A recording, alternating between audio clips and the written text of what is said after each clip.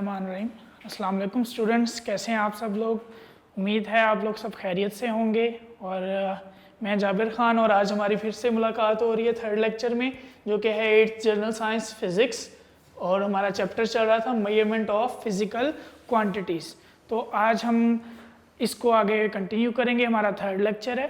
इससे पहले हम प्रीवियस 2 लेक्चर्स में काफ़ी चीज़ें स्टडी कर चुके हैं। लास्ट लेक्चर में हम स्टडी कर रहे थे मेजरिंग इंस्ट्रूमेंट्स। मेजरिंग इंस्ट्रूमेंट्स में हमने देखा था लेंथ मेजरिंग इंस्ट्रूमेंट्स क्या हैं, जिनमें हमने स्टडी किया था मीटर रूल, हमने स्टडी किया था मेजरिंग टेप, और हमने साथ में पढ़ा था वर्नियर कैलिपर्स। अब जरा एक रिव्यू ले लेते हैं कि लास्ट टाइम हमने जो पढ़ा था। मीटर रूल क्या था? ये एक लेंथ मेजरिंग इंस्ट्रूमेंट था और इससे हम लेंथ मेजर कर सकते थे। अब एक टर्म यूज हुई थी लीस्ट काउंट। लीस्ट काउंट क्या था उसको सादा अल्फाज में देखते हैं। लीस्ट काउंट कहते हैं किसी भी इंस्ट्रूमेंट की वो एबिलिटी कि वो स्मॉलेस्ट मेजरमेंट कितनी कर सकता है। लीस्ट काउंट का मतलब क्या था? Smallest reading taken by any instrument, उसको हम लीस्ट काउंट कहते हैं। तो हमारा जो मीटर रूल था इसका लीस्ट काउंट ये था 1 मिलीमीटर। हमारी जो मेजरिंग टेप थी इसका लीस्ट काउंट भी क्या था? ये था 1 मिलीमीटर। लेकिन अगर हम इससे 1 मिलीमीटर से भी स्मॉल लेंथ को मेजर करना चाह रहे हैं तो हम क्या यूज करते थे? हम यूज करते थे वर्नियर कैलिपर्स। अब वर्नियर कैलिपर्स में क्या था? इसका लीस्ट काउंट था 0.1 मिलीमीटर्स, यानी 10 टाइम्स छोटी वैल्यू मीटर रूल से और मेजरिंग टेप से ये मेजर कर सकता है। अब इसकी टोटल लेंथ कितनी होती थी? इसकी टोटल लेंथ थी 1 मीटर लॉन्ग। ये 1 मीटर लॉन्ग था, यानी 100 सेंटीमीटर्स। आप कह लो कि 100 सेंटीमीटर्स इसकी टोटल लेंथ थी। एक दफ़ा में मैक्सिमम रीडिंग कितनी लेगा metre rule? 100 centimetres. Measuring tape क्या थी? ये हमारे पास रेंज में अवेलेबल थी। वो रेंज क्या थी? 10 मीटर्स, 20 मीटर्स, 50 मीटर्स और 100 मीटर्स। इसी तरह से हमारे पास जो वर्नियर कैलिपर है, ये मैंने मेंशन किया था, ये बड़ी लेंथ्स को मेजर करने के लिए यूज नहीं होता, बल्कि ये स्मॉल लेंथ्स को, इंटरनल और एक्सटर्नल डायमीटर को मेजर करने के लिए यूज होता है। तो इसमें आपका जो एक स्केल होता है, आम रूटीन में हम यूज करते हैं, एक छोटा स्केल होता है जो कि 15 सेंटीमीटर्स का होता है। तो ये मैक्सिमम रीडिंग 15 सेंटीमीटर्स के लिए ले सकता था। और ये कौन यूज करते थे? मीटर रूल लेबोरेटरी इंस्ट्रूमेंट था। मैंने मेंशन किया था कि ये मोस्टली जहां पे यूज होते हैं हम उनको मेंशन करते हैं। ये कौन यूज करता था? ब्लैकस्मिथ और कारपेंटर्स। इसी तरह से हमारा जो वर्नियर कैलिपर है ये भी एक लेबोरेटरी इंस्ट्रूमेंट है। तो ये था हमारा एक ब्रीफ सा रिव्यू। अब लीस्ट काउंट इनके तो हमने पढ़ लिए, लीस्ट काउंट इसका भी पढ़ लिया, लेकिन वर्नियर कैलिपर के लीस्ट काउंट का एक फॉर्मूला भी था। अब उस फॉर्मूले को यहाँ पे छोटा सा डिस्कस कर लेते हैं। वो भी हमारा एक शॉर्ट क्वेश्चन था। अब उसको दोबारा से जरा एक दफा देख लेते हैं। Least count of vernier callipers, ये फॉर्मूला था least count is equal to smallest reading on main scale और divided by the total number of divisions on vernier scale. हमारी जो स्मॉलेस्ट रीडिंग थी मेन स्केल, वर्नियर कैलिपर में हमने last time पढ़ा था, इस पे 2 स्केल होते हैं। एक मेन स्केल, ये वही स्केल है जो आम रूटीन में हम लोग यूज करते हैं, या वो स्केल जो कि पार्ट था किसका? मीटर रूल का। इसी तरह से उसके ऊपर स्मॉलेस्ट रीडिंग क्या थी? हमारे मेन स्केल का जो लीस्ट काउंट था वो क्या था? वो था 1 मिलीमीटर्स। और हमारे जो वर्नियर स्केल पे डिविजन्स थी वो हमने लास्ट टाइम डिस्कस किया था कि वो डिविजन्स हैं 10। तो इसका जो लीस्ट काउंट है वो बना 0.1 मिलीमीटर्स। तो फॉर्मूला क्या है, least count of vernier callipers का smallest division on main scale. हमारा smallest division on main scale से मुराद जो मेन स्केल हम आम रूटीन में यूज करते हैं उसकी स्मॉलेस्ट डिवीजन, यानी वो स्मॉलेस्ट रीडिंग कितनी ले सकता है, और वो थी कितनी थी 1 मिलीमीटर। और हमारे वर्नियर कैलिपर पे, वर्नियर स्केल पे कितनी डिवीजन्स होती हैं, जो आम रूटीन में अवेलेबल है वो है 10 डिवीजन्स वाला।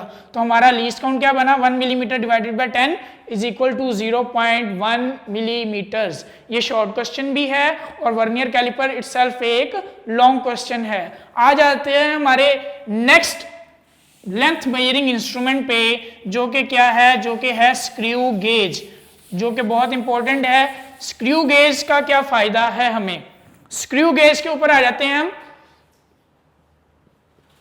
इसको माइक्रोमीटर स्क्रू गेज भी कहते हैं। ये क्या करता है, इसका फर्स्ट पॉइंट, ये भी लेंथ मेजरिंग इंस्ट्रूमेंट है। अब मैं इसकी डेफिनेशन भी लिखूंगा, लेंथ मेजरिंग इंस्ट्रूमेंट। अब इसकी डेफिनेशन पे आ जाते हैं। लेंथ मेजरिंग इंस्ट्रूमेंट है और इसकी डेफिनेशन है एन इंस्ट्रूमेंट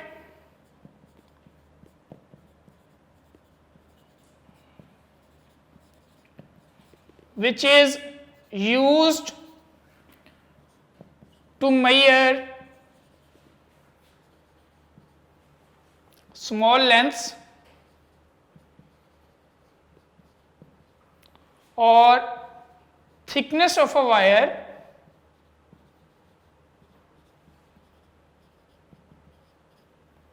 with accuracy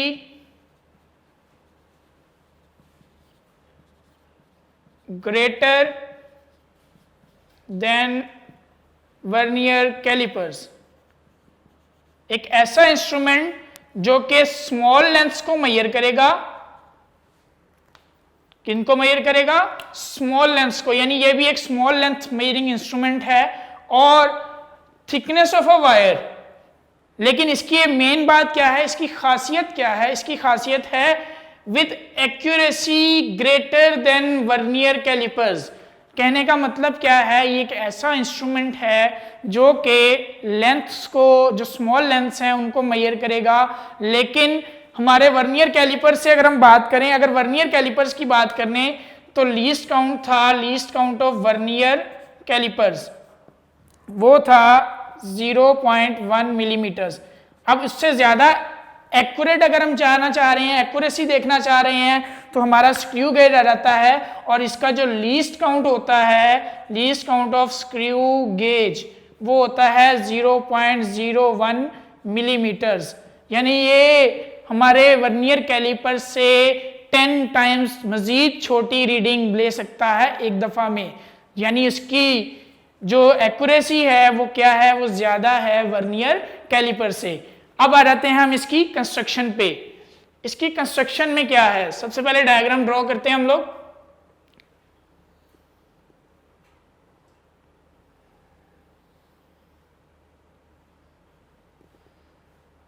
इसमें ये एक स्टड होता है, ये फिक्स्ड पार्ट है, ये मूव नहीं कर सकता। यहां पे स्पिंडल मौजूद है, ये भी रोड है, इसको स्पिंडल कहते हैं। और यहां पे अगर हम आ जाएं तो यहां पे हमारा मौजूद है मेन स्केल जो कि मिलीमीटर्स में है।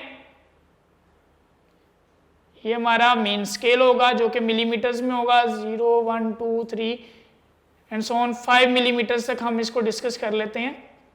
और उसके बाद क्या आ जाता है, उसके बाद आ जाता है हमारा circular scale.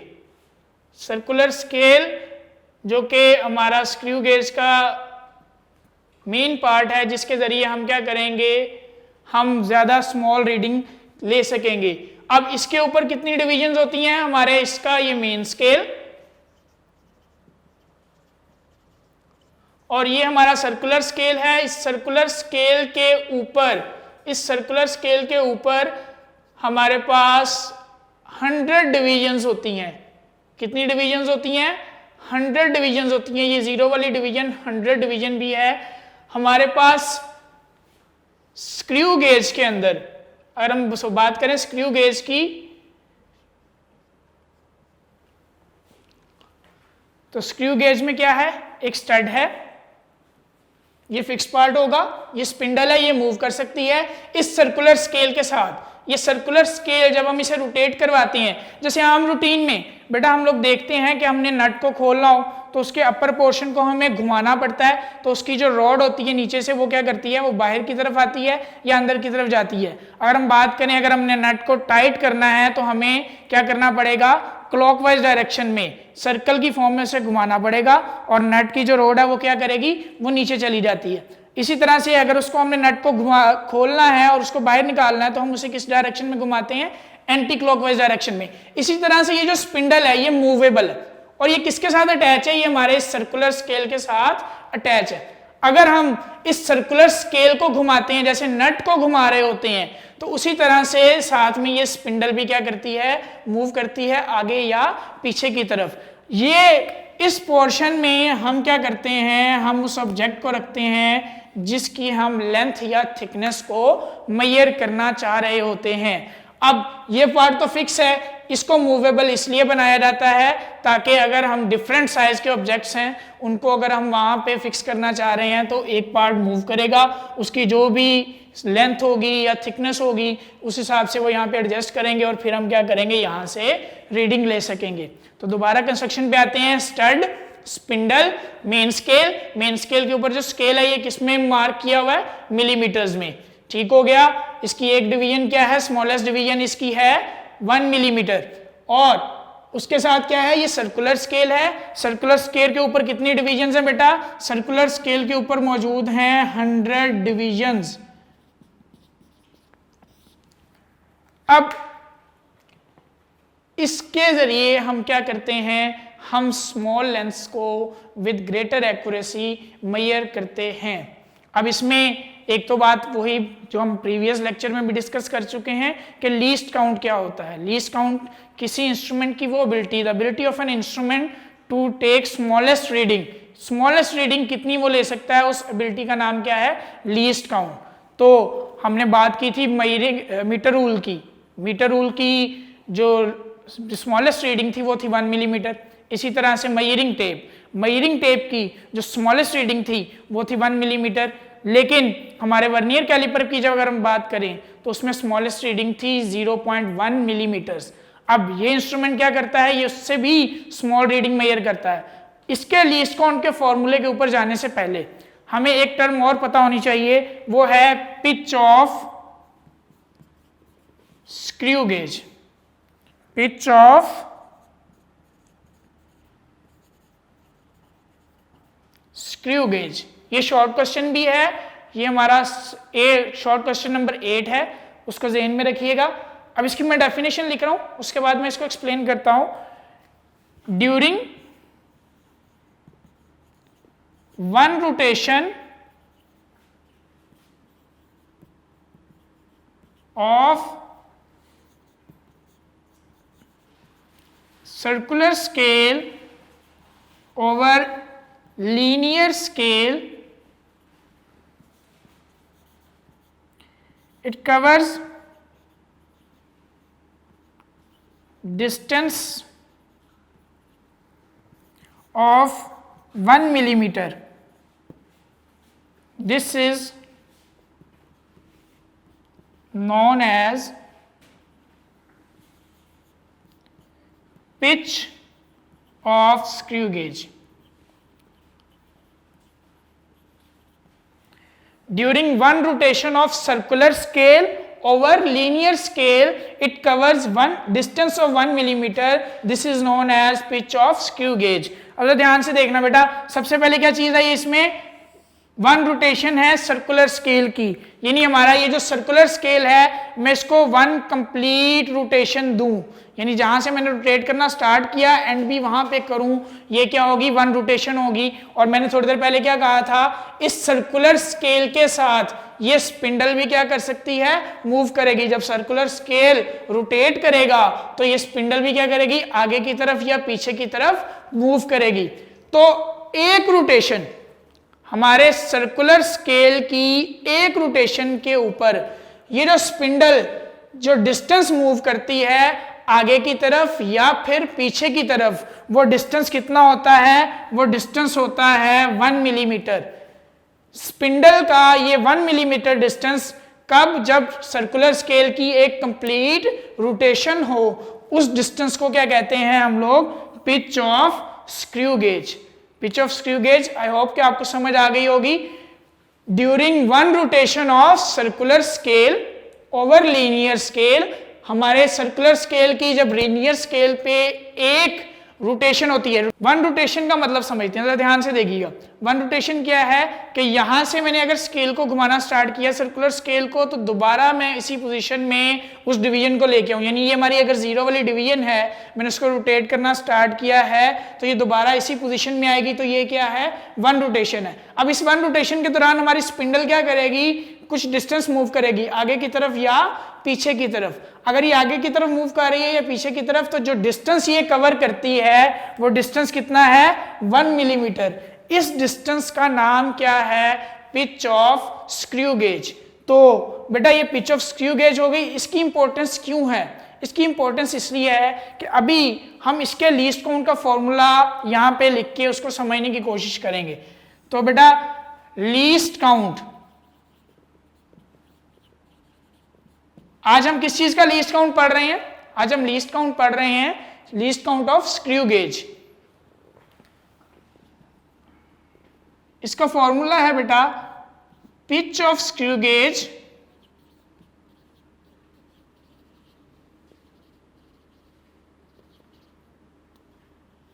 Divided by the total number of divisions on circular scale.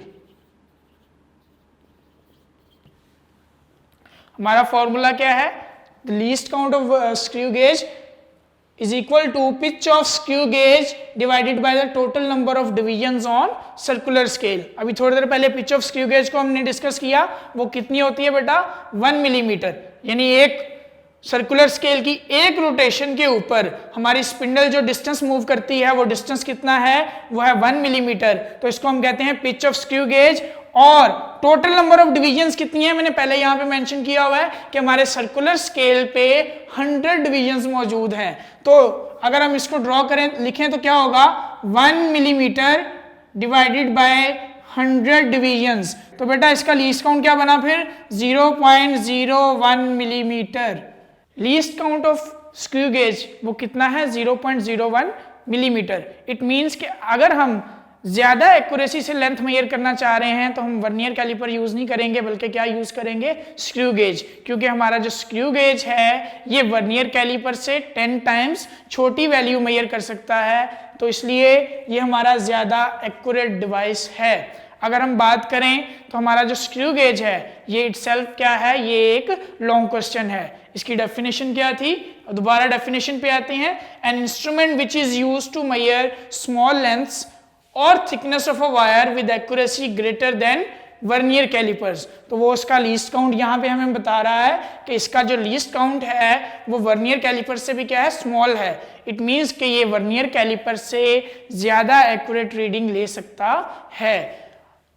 आज के हमारे इस लेक्चर में हमने जो डिस्कस किया था वो था स्क्रू गेज, और ये भी क्या है, ये हमारा लॉन्ग क्वेश्चन नंबर 2 है। अगर हम इसको देखेंगे, अगर इसको रीड आउट करेंगे तो ये हमारा लॉन्ग क्वेश्चन नंबर 2 है। लॉन्ग क्वेश्चन नंबर 2 में हमने स्टडी किया स्क्रू गेज को, जो कि एक लेंथ मेजरिंग इंस्ट्रूमेंट है। लेंथ मेजरिंग इंस्ट्रूमेंट हमने कितने पढ़े, metre rule, measuring tape, vernier callipers और स्क्रू गेज। तो स्क्रू गेज क्या है, ये सबसे ज्यादा एक्यूरेसी के साथ हमें लेंथ मेजर करके देगा। अब ये इसकी डेफिनेशन हो गई। उसके बाद क्या आएंगे, उसके बाद आएंगे हम हमारे स्क्रू गेज की कंस्ट्रक्शन पे। इसकी कंस्ट्रक्शन में क्या है बेटा, इसका मेन फ्रेम है, ये मेटेलिक फ्रेम है,